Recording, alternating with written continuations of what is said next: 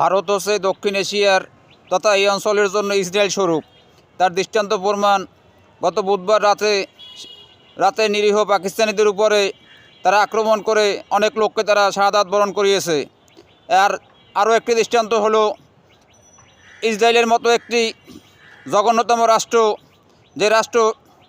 যে রাষ্ট্র ফিলিস্তিনির মুসলমানদেরকে নির্বিচারে হত্যা করতেছে, সেই ইসরায়েল পরিপূর্ণভাবে এই ভারতকে সমর্থন করেছে। অতএব আমি ব্যক্তিগতভাবে এই যুদ্ধের ব্যাপারে, যদি যুদ্ধ বাজে, এই যুদ্ধের ব্যাপারে আমি পরিপূর্ণভাবে পাকিস্তানের সমর্থন।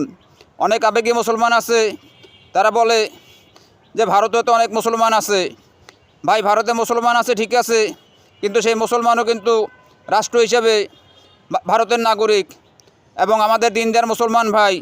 সেদিকে না গেলাম এবং আমার এই ভিডিওটা যারা ভারতের দালাল আছে, ভারতের এজেন্ডা আছে, তাদের কাছে খুবই বিষময় হয়ে উঠবে, খুবই খারাপ লাগবে যে তুমি নগণ্য মানুষ হয়ে এত বড় কথা কেন বললে।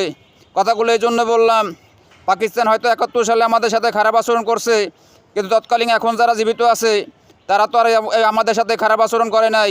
তাই এই যুদ্ধের ব্যাপারে আমি পরিপূর্ণভাবে পাকিস্তানের সমর্থন করব। আপনি কার পক্ষে সমর্থন নেবেন ইনশাআল্লাহ আশা করি আপনি জানাবেন।